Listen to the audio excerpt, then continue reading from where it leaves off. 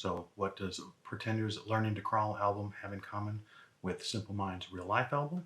Well, in addition to Chrissie Hynde being married to Jim Kerr from Simple Minds, and in addition to it being the first album that only two founding members performed on, the person brought in to play bass for both albums was Malcolm Foster. So, did you get it?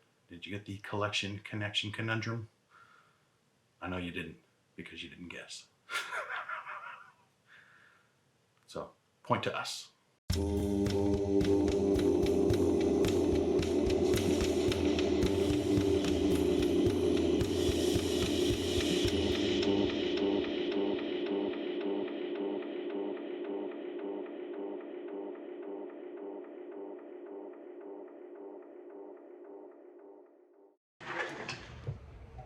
Hey VC, Plastic Eric here, Plastic Soundwave Cult, here for another amazing edition of Collection Connection, the game that's just an excuse to talk about music. It's a game that I play with my brother against you guys that you have to guess what the connection is.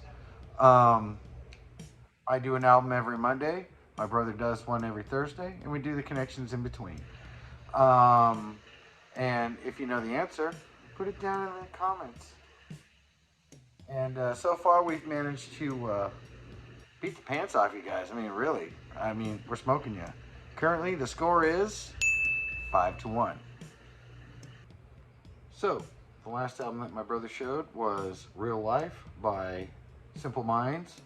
You haven't had a chance to listen to the album yet, to be honest with you.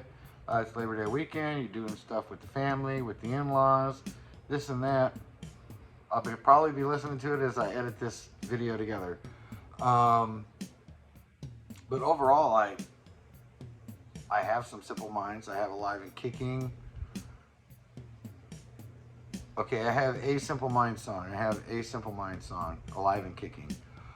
So, the album that I connected to Bryce's album would be The Crow. Crow, it's a fantastic album. Soundtrack to a really weird movie. A lot of weird stuff about this movie. The themes of death throughout it are amazing. The movie's about a musician who dies and comes back to, I guess, revenge his girlfriend, or it's been a long time since I watched this movie. I listened to this album way more than I watched that movie, because the album is really good. The movie is alright. Obviously, it was Brendan Lee's last movie that he did. Unfortunately, he was killed on the set. They had to re-edit this in such a way to where you could still have him in the movie. The songs on here kind of have dark death type scene, themes. The Cure, Burn, Golgotha Tenement Blues by Machine of Love. You got Stone Temple Pilots, Big Empty. That was a big song, but I don't think with this album necessarily. 9 Inch Nails, Dead Souls, a great cover of a Joy Division song, which again, it's weird because Joy Division kind of has a death theme to it as well. Darkness by Rage Against the Machine. Ghost Rider by Henry Rollins. Funny thing about that song, I used to play a lot of pool. And when I played pool, the place we played at had a jukebox. And we would, obviously put songs in there. But I had a buddy that I had, we would always put in Ghost Rider from this. He would also put in a Smashing Pumpkins song. And he would always have it end with,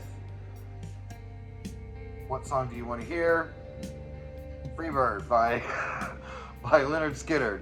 And it would be pretty funny because as soon as the Henry Rollins songs, he would always play them in the same order. I guess he had somehow figured out that they were the longest songs on the jukebox.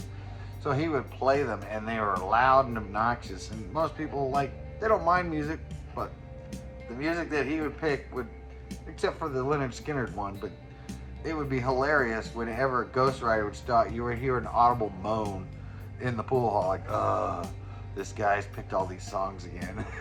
I used to love it. It was pretty funny. So yeah, you got Helmet, Slide, After the Flesh.